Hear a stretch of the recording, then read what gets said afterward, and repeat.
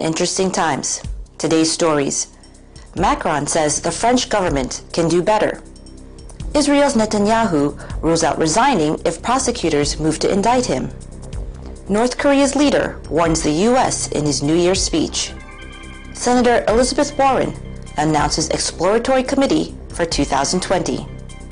Plus, Florida outdoor winter fun on ice.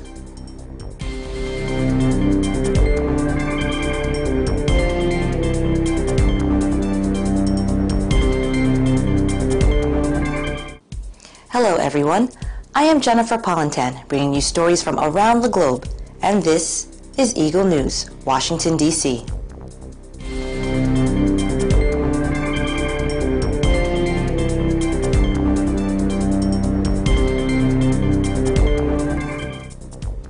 As Yellow Vest protesters again took to the streets across the country, President Emmanuel Macron said in his New Year's Eve address, the French government can do better at improving citizens' lives. Cessons de nous déconsidérer ou de faire croire que la France serait un pays où les solidarités n'existent pas, où il faudrait dépenser toujours davantage. Nous pouvons faire mieux et nous devons faire mieux. Macron's speech had been keenly awaited, coming at the end of a torrid 6 weeks for the centrist, whose leadership has been severely rattled by 6 weeks of demonstrations that have repeatedly turned violent. On Monday, he attempted to turn the page on the crisis and start 2019 on an upbeat note. He said, quote, "I believe in us." Citing hopes for more truth, dignity, and hope in 2019, he urged the French, quote, "Let's stop running ourselves down and making believe that France is a country where solidarity doesn't exist." He said, quote, "We live in one of the biggest economies in the world, with some of the best infrastructures in the world. We pay little or nothing for our children's schooling, and we are treated by excellent doctors at some of the lowest costs in the developed world." While acknowledging the need for improved public services, particularly in rural areas where the Yellow Vest movement sprang up over anger at fuel taxes, he noted that public spending already amounted to over half the country's output. As he spoke, demonstrators clad in highly visible yellow vests again gathered in Paris and other big cities to demand more measures in favor of the working poor and a greater say for ordinary people in the running of the country, in the form of citizen-sponsored referendums. Several dozen protesters joined tens of thousands of tourists gathered on the famous Champs-Élysées Avenue in Paris, the scene of pitched battles between protesters and police on several consecutive weekends before Christmas for a New Year's fireworks display. In the southwestern city of Bordeaux, dozens of yellow vests occupied a major bridge. As in Paris, the protesters said they intended the evening to be one of celebration, not of unrest. The protests look set to continue into 2019. Nearly 150,000 security force members were deployed around the country to keep the peace. Israeli Prime Minister Benjamin Netanyahu said Monday he would not resign if prosecutors moved to indict him on corruption charges, as authorities probe several cases involving him ahead of April polls. Netanyahu said he would not step down in the event of being summoned for a hearing by the Prosecutor General before the elections, a necessary step ahead of being formally charged. The veteran premier was addressing a press conference streamed online from Rio de Janeiro in Brazil, where he is on an official visit. The Prime Minister will not be required to resign if charged in any of the 3 cases of alleged corruption, but he would most likely face intense political pressure to do so. אני לא מתכוון להתפטר, ויש לכך 3 סיבות. סיבה ראשונה, אני מאמין שלא יצא מזה כלום. אמרתי לכם את זה כל הזמן, לא שיניתי את עמדתי. שנית, ישראל היא מדינת חוק, ולפי החוק, ראש הממשלה לא צריך להתפטר בתהליך של שימוע. שלישית, השימוע הרי לא מסתיים עד שלא שומעים את הצד שלי. ולכן לא הגיוני לפתוח בתהליך של שימוע לפני הבחירות, אם אתה לא יכול לסיים אותו עד הבחירות. זה אבסורד, זה פגיעה איומה בדמוקרטיה. בדמוקרטיה קובעים מי שיהיה בשלטון לפי הקלפי, ולא לפי תהליך משפטי חלקי. The Attorney General's decision on any indictments is expected in the coming months, and analysts say Netanyahu's decision to call early elections was a deft maneuver to fight any charges with a fresh mandate. the premier denies all charges against him, and polls show he is likely to win the April 9 polls. In the most recent move by investigators, police recommended Netanyahu be indicted over regulatory benefits allegedly granted to telecommunications firm Bezeq in exchange for positive coverage from a related media company. According to Israel media reports, there is sufficient evidence to charge him with corruption in the Bezeq case. In February, investigators recommended Netanyahu be indicted in 2 other cases. In one, allegations against Netanyahu include seeking a secret deal with the publisher of Israel's top-selling newspaper, Yediot Aharonot, to ensure positive coverage in return for pushing forward a law that would have limited the circulation of a rival. Another probe involves suspicions that the premier and his family received luxury gifts from wealthy individuals in exchange for financial or personal favors. Coming up, North Korea's leader warns the U.S. in his New Year's speech. Senator Elizabeth Warren announces exploratory committee for 2020. Eagle News, Washington, D.C. will be right back.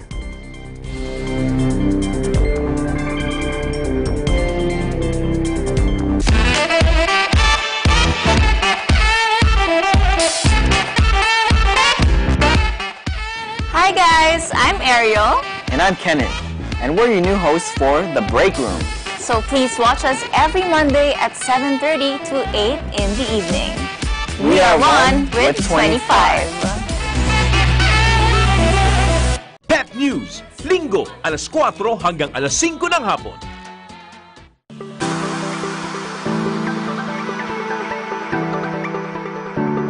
Happy New Year! Huwag magpaputok yung mga bata. Ingatan palagi yung mga bata. Happy New Year po!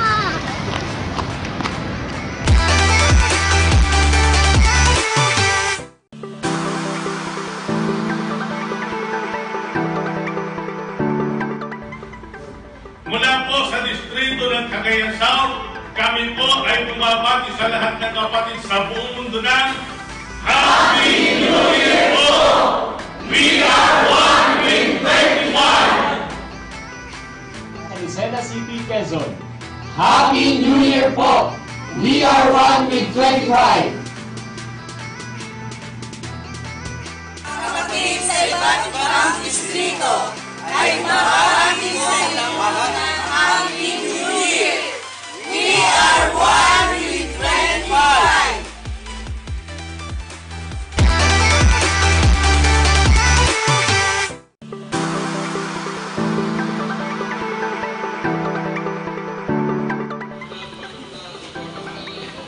Hello! Binabati ko po ng Happy New Year kayong lahat. Ako nga po pala si Kaloy ng Happy Ang Buhay at sa Net 25 Kids. God bless! Hello, Happy New Year po sa inyong lahat at maraming salamat. Support OPM lagi ha. Thank you. Happy New Year sa inyong lahat. Ito po si Lolita Carbon at maalat pa rin po ako. Thank you!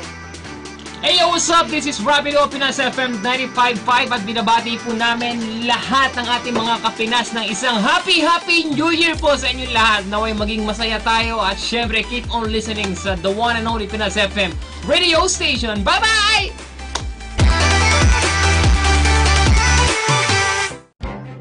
Events happen around us all the time. In our community, in our country, around the world. Events that affect people, move communities, or simply inspire us. Interesting events that people need to know. In these interesting times, we continue to be a competent partner in delivering news about these events. Fast, accurate, balanced. Eagle News, because we live in interesting times.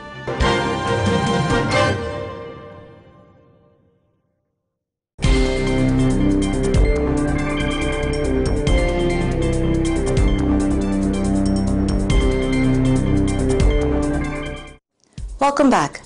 You are watching Eagle News, Washington, D.C. In his New Year's speech Tuesday, after 12 months of diplomatic rapprochement, leader Kim Jong-un warned North Korea could consider a change of approach if the U.S. maintains its sanctions on the nuclear-armed country. 다만 미국이 세계 앞에서 한 자기의 약속을 지키지 않고 우리 인민의 인내심을 오판하면서 일방적으로 그 무엇을 강요하려 들고 우연히 공화국에 대한 제재와 압박으로 나간다면 우리로서도 어쩔 수 없이 부득불 나라의 자주권과 국가의 최고 이익을 수호하고 조선반도의 평화 안정을 이루기 위한 새로운 길을 모색하지 않을 수 없게 될 수도 있습니다. Kim was referring to a summit with U.S. President Donald Trump in Singapore in June when he said he had fruitful talks and exchanged constructive ideas. At the time, the two leaders signed a vaguely worded pledge on denuclearization of the Korean Peninsula, but progress has since stalled with Pyongyang and Washington arguing over what that means. The North is subject to multiple sets of United Nations Security Council sanctions over its banned nuclear and ballistic missile weapons program, which have seen it carry out 6 atomic tests and launch rockets capable of reaching the entire U.S. mainland. 나는 앞으로도 언제든 또다시 미국 대통령과 마주 앉을 준비가 되어 있으며 반드시 국제사회가 환영하는 결과를 만들기 위해 노력할 것입니다. But he said the U.S. and South Korea should no longer carry out joint military exercises, which have been largely halted since the Singapore meeting, calling such drills a source of tension. He added war-related equipment, including strategic assets of outside powers, should no longer be allowed to be brought in. Seoul and Washington are in a security alliance, and the U.S. stations 28,500 troops in the south to protect it against its neighbor, which invaded in 1950. Democratic Senator Elizabeth Warren, an outspoken critic of Wall Street and nemesis of Donald Trump, on Monday entered the 2020 race for the White House.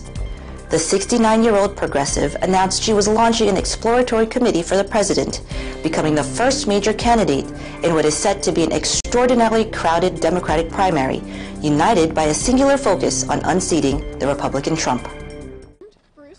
The move will help her raise funds and hire more staff early in the campaign cycle, an effort in which she already leads most other potential Democratic candidates. I never thought I would run for anything ever in my life, but America's middle class is getting hollowed out, and opportunity for too many of our young people is shrinking. So I'm in this fight all the way.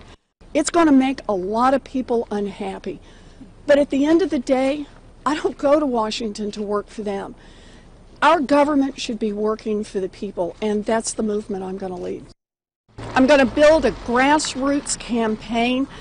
It's already got people from all across this country who are going to be part of it, and together we're going to make change.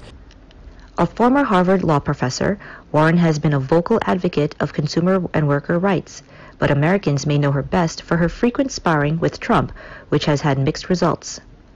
Warren's criticism of Trump's trade policies, erosion of consumer protections, and openness to authoritarian regimes has drawn his attention and his disdain.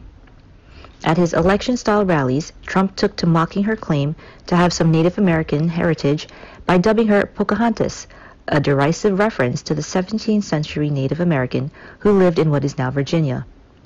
When Trump offered to donate $1 million to Warren's favorite charity if she took a test proving you're an Indian, she eventually did so, hoping to put an end to his ridicule.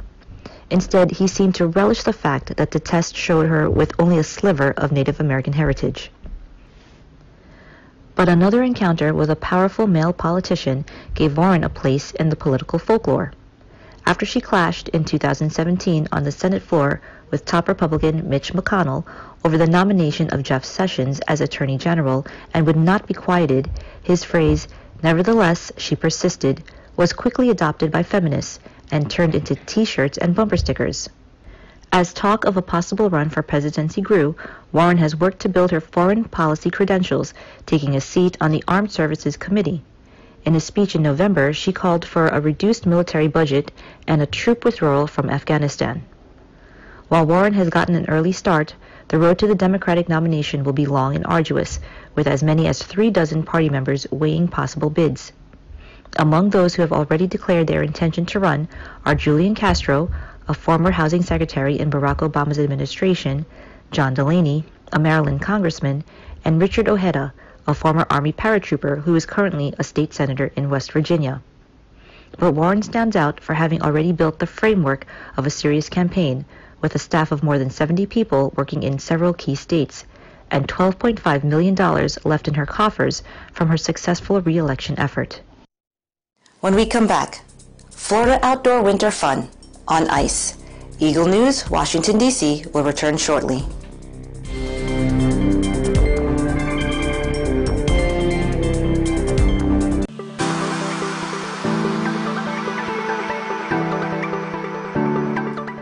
From the EBC New Jersey Bureau, we would like to greet everyone around the world. A happy and prosperous New Year!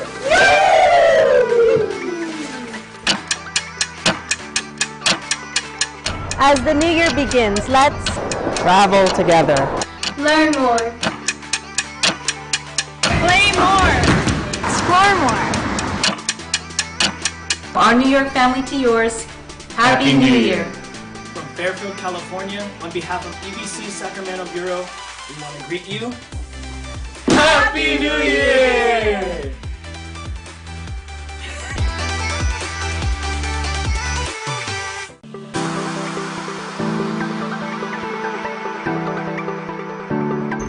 Did you know that Florida is the lightning capital of the United States? With lightning hitting each square mile of Central Florida 40 times a year.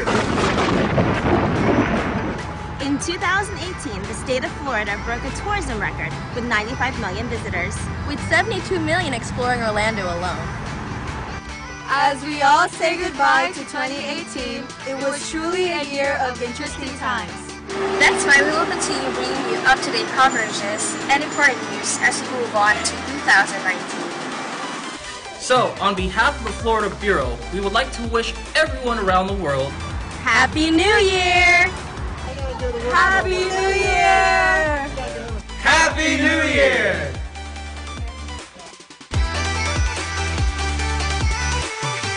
Letters and Music. Lunes hanggang Biyernes, 1:00 hanggang 2:00 ng hapon.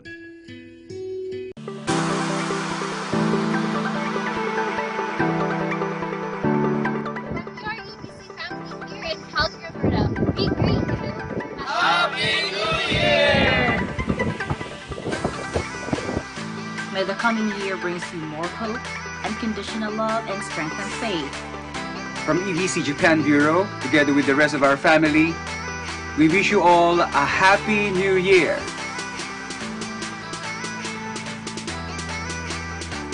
To all our friends and family around the world, EBC Los Angeles Bureau would like to wish everyone a Happy New Year filled with optimism and joyful pursuits. Here at EBC Los Angeles Bureau, we are one with 25.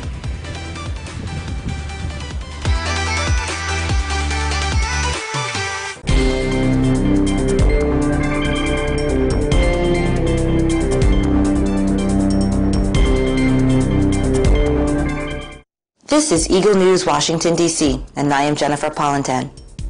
This time of year, the biting cold could be very intimidating, but for our neighbors in the Sunshine State, winter also means outdoor fun. Eagle News correspondent Angelo Corpus tells or shows us why.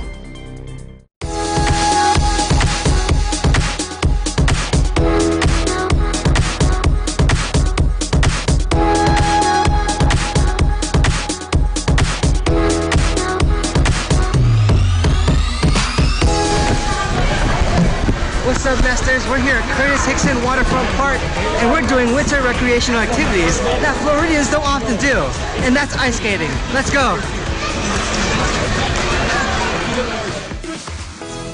For most winter days, cozying up indoors on the couch with a cup of hot chocolate doesn't sound like a bad idea. However, there's still thrilling moments when participating in outdoor winter recreational activities, like ice skating. Ice skating in Florida? Yeah, you can ice skate in Florida. Courtesy of ice rink events, the city of Tampa was given the opportunity to enjoy this outdoor winter recreational activity. It's a way to bring winter down to everyone in Florida. We like to have more festivity, and the perfect way they thought they could do this was through an ice rink. When everyone thinks about ice skating, when they think about winter, you think about snow. And what better way to do this than an ice skating rink? There are many benefits to ice skating, such as improving balance, flexibility, and relieving stress. Floridians like myself gave this a shot, and I must say, it was very exhilarating. At first, it was terrifying. I started off my first 30 minutes holding on to the edges of the ice rink. Great! It's cold, but you're sweating. I don't know why. I didn't feel like letting go, but because the rink was crowded near the edges, I had to make a big boy move by letting go. I gradually got used to skating on without depending on the edges, and I eventually hit my comfort zone. I love the wind blowing against my face. Let's go. Just keep going. We have another one half. Let's go. We'll do again. Maybe not. Who knows? For me, yes. By the way, defeating the fear of falling, I truly valued my ice skating experience. So for all the beginners out there, don't be afraid to try it out. Go check out an outdoor ice rink near you in your own city. Signing off from Tampa Bay, Florida, I'm Angelo, and I'm always 1 with 25. Thank you, Angelo. I suggest you wear headgear next time. That is today's Eagle News Washington, D.C. Join us tomorrow for stories that matter to you. Visit our websites at eaglenews.ph and eaglenewslive.com. Like us on Facebook and follow us on Twitter at twitter.com/eaglenewsph. Thank you for watching and Happy New Year. I am Jennifer Pollentan and I am 1 with 25.